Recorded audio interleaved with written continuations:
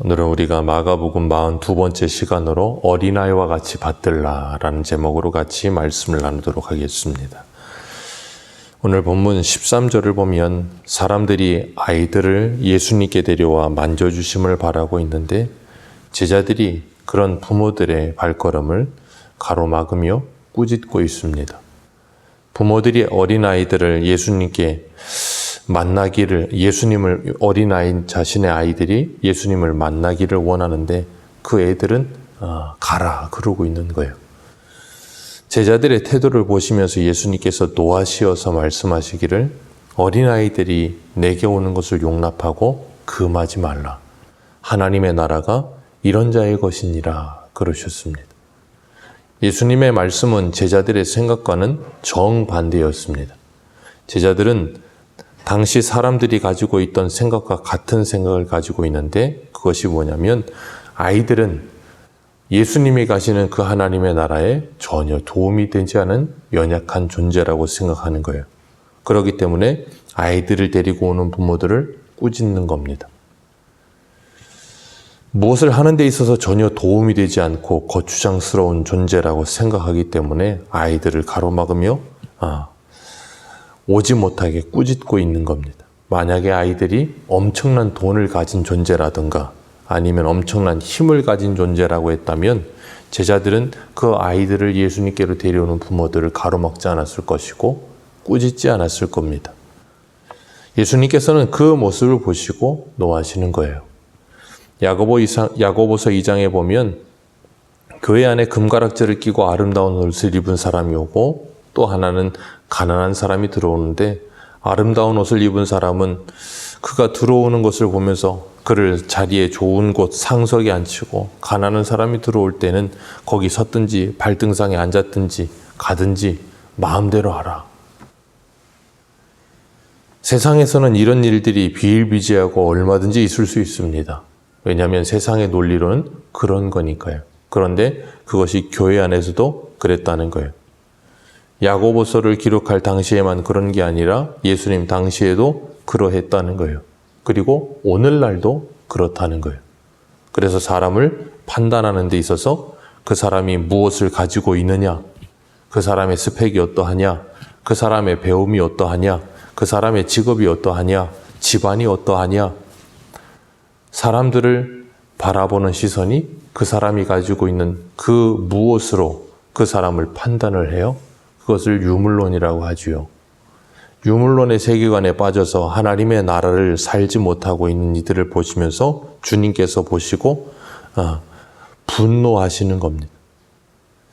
사람을 사람으로서 대해야 하는데 그게 아니고 사람을 사람 존재로서 대하지 못하고 그 사람을 구원하신 그 하나님의 은혜를 바라보며 그 사람을 대하지 못하고 그 사람이 뭘 가지고 있느냐를 따지고 사람을 바라보게 되어지는 그런 사람을 바라보는 관점, 정말로 위험한 겁니다. 교회는 하나님을 만나러 오는 것입니다. 주님은 어린아이든 가난한 자든 부자든 그들이 어떤 존재이든 그것에 개의치 않으세요. 그러나 주님은 그 사람의 마음과 중심을 보십니다. 예수님께서는 어린아이들이 오는 것을 용납하고 금하지 말라 하셨어요. 제자들에게는 충격적인 말씀이죠. 하나님의 나라가 이런 자들의 것이니라 그래 버리시니까요. 자신들 생각에 하나님의 나라는 자신들과 같은 사람들의 것이다. 어른들의 나라의 것이다. 어떤 힘이 있고 예수님께 도움이 되고 예수님께 어떤 그 무엇인가를 할 수 있는 그런 사람들의 것이다 라고 생각을 했는데 아무 쓸데없다고 생각하는 어린아이와 같은 자들이 그 하나님의 나라를 받을 것이다 라고 말씀하시니까 제자들에게는 굉장히 불편한 거예요. 예수님께서 우리 마가복음 2장 17절을 한번 보겠습니다. 마가복음 2장 17절입니다.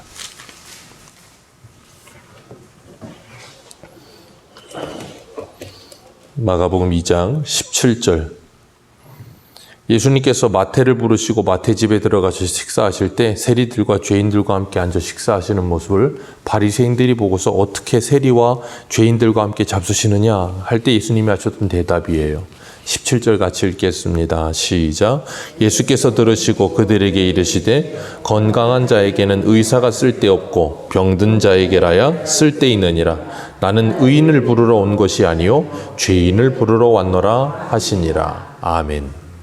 나는 의인을 부르러 온 것이 아니고 죄인을 부르러 왔고 나는 건강한 사람을 부르러 오지 않았고 나는 병든 자를 부르러 왔다. 근데 제자들은 뭐라고 하고 있는 거예요? 여기서 이 말씀을 토대로 오늘 본문을 보자면 뭐라고 말하고 있는 거예요? 병자와 죄인은 가라. 그러고 있는 것과 마찬가지예요.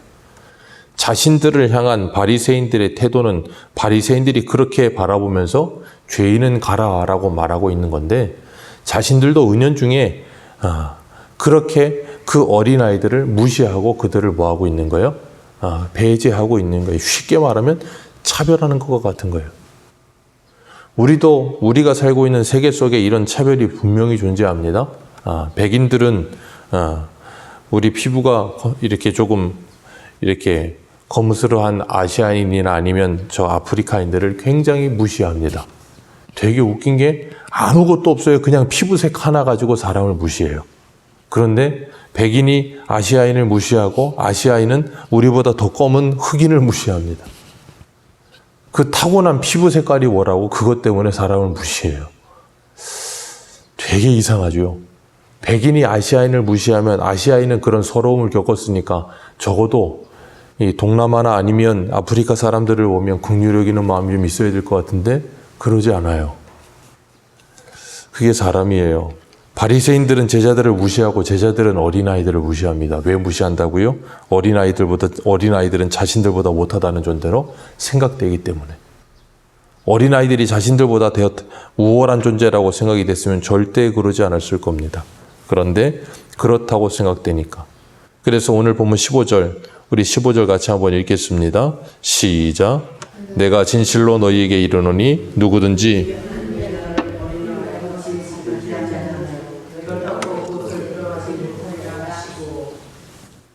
하나님의 나라를 어린아이와 같이 받들지 않는 자는 결단코 들어가지 못하리라.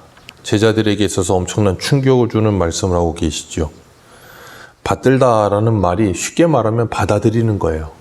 어린아이와 같이 받아들이지 못하는 자는 그랬어요. 어린아이의 특징은 두 가지가 있죠. 무엇인가 하면 의존성과 수용성이에요. 어린아이는 절대적으로 부모를 의지할 수밖에 없습니다. 여기서 말하고 있는 어린아이들은 젖먹이 아이와 같은 그런 어린아이들을 말하는 거예요. 그런 어린아이들, 그리고 더 유아들이라고 할지라도 그런 아이들은 부모 없이는 살 수 없습니다. 혼자 스스로 자립할 수가 없는 존재예요. 부모가 먹이고 입히고 재우고 모든 일을 다 해줘야 돼요. 그러니까 철저하게 부모 의존적 존재예요. 그리고 수용성을 가지고 있습니다. 부모가 뭐라고 하면 그대로 받아들이고 따르게 되어 있어요. 그 아이들이 좀 더 자라서 10대가 되면 뭔가 생각이 굵어지면서 자기 생각이 나올 수도 있겠지만 그 전에 어릴 때는 부모의 말을 따를 수밖에 없고 부모의 말을 의지할 수밖에 없는 게 어린아이와 같은 존재예요. 어린아이들이 천사와 같이 맑아서 그런 말도 안 되는 소리는 아닌 거고, 그렇게 부모를 철저하게 의지하고 그리고 부모를 철저하게 따르며 수용하게 되는 그런 태도와 같이 하나님의 나라를 그렇게 받지 아니하는 자는 결단코 그 나라에 들어갈 수 없다라고 말씀하고 계시는 거예요. 구약에 보면 그런 사람이 하나 있는데 대표적인 사람이 누구냐면 사울이라고 하는 사람이에요. 이 사울이라고 하는 사람은 오늘 본문에 나오는 제자들과 같은 태도를 취하고 있는 사람이죠. 사무엘상 14장 52절에 보면 사울이 사는 날 동안에 블레셋 사람과 큰 싸움이 있었으므로 사울이 힘센 사람이나 용감한 사람을 보면 그들을 불러 모았더라. 사울은 평생을 블레셋 사람과 전쟁하면서 힘센 사람, 용맹한 사람을 옆에 두고 그들을 힘으로 의지하며 그들을 통해서 전쟁을 한다고 착각하며 살았어요. 하나님은 항상 말씀하셨습니다. 전쟁은 사람의 많고 적음에 달려있지 않고 하나님께 달렸느니라. 사울은 그 아들 요나단도 아는 것을 알지 못하던 사람이었어요. 그래서 항상 숫자와 힘으로 무엇인가를 할 수 있다라는 착각을 갖는 게 바로 사울이었어요. 그게 바로 오늘 제자들이에요. 그게 바로 어른들이에요. 어린아이와 같이 아는 자들. 그 사울과 정반대되는 인물이 누구예요? 다윗입니다. 소년 다윗. 골리앗 앞에 나갈 때 사울이 자신의 갑옷을 입히려고 해도 그 갑옷이 너무나도 커서 맞지 않는 소년 다윗. 그러니까 골리앗이 다윗이 나가니까 뭐라 그래요? 네가 나를 무시하느냐? 왜요? 어린애 하나 나오니까요. 골리앗 앞에 선 다윗은 그냥 어린아이예요. 그러니까 골리앗이 조롱을 하고 무시할 수밖에 없는 그런 어린아이예요. 근데 그 어린아이 다윗이 누구를 의지합니까? 하나님을 의지해요. 사울이 일평생 힘 있는 자, 용맹한 자, 어른과 같은 힘 있는 자들을 항상 불러 모았지만 골리앗 앞에 아무것도 아닌 존재였어요. 스스로가 메뚜기라고 생각하는 존재였어요. 그런데 어린 아이와 같은 다윗은 그 하나님을 의지하니까 뭐라 그래요? 골리앗을 할례 없는 자라고 무시하면서 그를 담대하게 대항하는 거예요. 그게 바로 뭐라고요? 하나님의 나라예요. 그렇기 때문에 하나님의 나라라고 하는 것은 신체적인 나이에 적고 어린아이고 아니면 어른이고 그런 의미를 갖는 것이 아니라 뭐라고요? 철저하게 하나님을 의지하느냐 의지하지 않느냐, 철저하게 하나님을 받아들이는 믿음을 가지고 있느냐 그렇지 않느냐를 말씀하고 계시는 거예요. 그렇기 때문에 하나님의 나라는 이 세상의 나라와 똑같은 힘과 크기와 어떤 무엇인가를 소유하는 것을 가지고 그것을 가지고 사람을 판단하는 나라가 아니라 하나님의 은혜로 이루어지는 나라라는 것을 분명하게 가르치고 계시는 거예요. 그러면서 제자들 안에 있는 그 모든 생각의 체고와 사고방식을 다 고쳐놓으시려는 거예요. 성도는 항상 하나님의 은혜 아니면 살 수 없는 존재라는 것을 고백하면서 주님만 의지하며 기도하는 거예요. 그래서 우리가 아침을 깨워 주님께 기도하는 거예요. 아침을 깨워 기도하면서 오늘 하루도 하나님의 은혜가 아니면 나는 살 수가 없습니다라는 고백과 함께 주님 나를 도와주옵소서라고 기도하며 하루를 시작하는 거예요. 그런 기도가 아니라면 우리는 오늘 하루도 매일을 깨워 기도하면서도 우리는 어떤 존재로 살아요? 제자들과 같은, 사울과 같은 어른이 되어 살아요. 힘과 크기와 능력을 따라다니면서 하나님을 의지하지 못하고 이 세상의 사람들과 똑같은 사고방식으로 세상을 바라보며 사람을 바라보며 살 수밖에 없어요. 그렇기 때문에 나보다 더 우월하면 그들 앞에서 열등해지고 나보다 못한 사람을 보면 그들 앞에서 우월해지는 그런 우월과 열등의 사이에 항상 빠져서 허우적대며 살아갈 수밖에 없죠. 오늘 예수님은 아이들이 내게 오는 것을 금하지 말라 하시면서 이런 자들과 같이 하나님의 나라를 받드는 자들이어야 그 나라에 들어갈 수 있느니라 라고 말씀하셨어요. 예수님께서는 그들을 택하시고 가르치시면서 결국에는 성령을 보내주셔서 이 제자들도 이 어린 아이와 같은 존재가 되게 하십니다. 어른과 같은 세상을 살던 그 제자들이 어린아이와 같이 되어서 하나님의 나라의 백성으로 살게 만드세요. 그래서 로마서 14장 7절에 이렇게 말씀하세요. 우리 중에 누구든지 자기를 위하여 사는 자가 없고 자기를 위하여 죽는 자도 없도다. 우리가 살아도 주를 위하여 살고 죽어도 주를 위하여 죽나니 그러므로 사나 죽으나 우리가 주의 것이로다.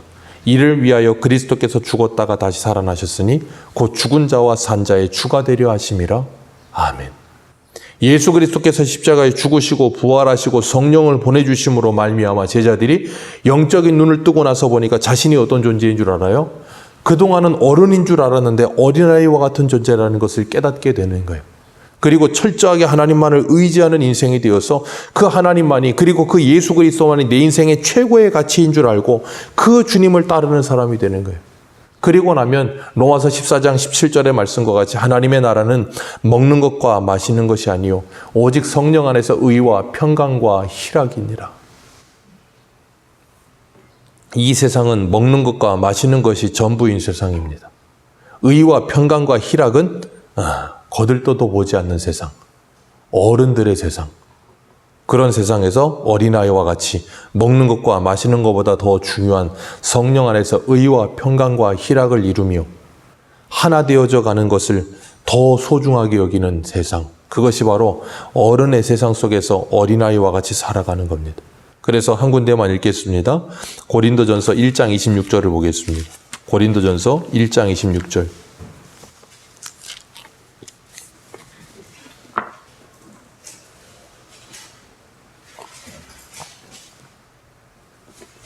고린도전서 1장 26절입니다. 26절부터 29절까지만 읽겠습니다. 시작.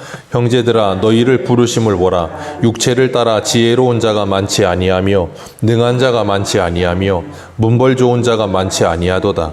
그러나 하나님께서 세상에 미련한 것들을 택하사 지혜 있는 자들을 부끄럽게 하려 하시고 세상에 약한 것들을 택하사 강한 것들을 부끄럽게 하려 하시며 하나님께서 세상에 천한 것들과 멸시받는 것들과 없는 것들을 택하사 있는 것들을 폐하려 하시나니 이는 아무 육체도 하나님 앞에서 자랑하지 못하게 하려 하심이라. 아멘. 어른들이 가득한 세상에서 주님께서 누구를 택하신다고요? 어린아이와 같은 자들. 그들을 택하여 뭐 하신다고요? 그들을 부끄럽게 하시느니라. 그리고 아무 육체도 하나님 앞에서 자랑하지 못하게 하려 하심이라. 그것이 뭐라고요? 하나님의 나라. 그 하나님의 나라를 누가 이루셨다고요? 아기 예수님께서. 예수님께서 이 땅에 아기의 몸으로 오셔서 그 나라를 이루셨어요. 어린아이와 같은 모습으로. 시편 8편 2절에 이렇게 말합니다. 주의 대적으로 말미암아 어린아이들과 젖먹이들의 입으로 권능을 세우시며 이는 원수들과 보복자들을 잠잠하게 하려 하심이니라. 아멘. 어린아이와 젖먹이들의 입으로 권능을 세우시며 주의 대적들로 말미암아 보복자들과 원수들을 잠잠하게 하려 하심이라. 이 어른들이 가득한 세상에서 어린아이와 같은 성도들이 하나님의 말씀을 붙들고 그 말씀을 따라 살아가면서 누가 크냐, 누가 어떤 능력을 가졌고 누가 어떤 힘을 가졌느냐, 그거 가지고 서로 싸우고 있는 이 세상에서 그런 싸움에 휘말리지 않고 오직 예수 그리스도만을 바라보며 오직 하나님만을 의지하면서 정말 하나님의 사람들로 이 세상의 사람들에게 이 복음을 전하며 살아가는 저와 여러분들 되시기를 주님의 이름으로 축복합니다. 기도하겠습니다.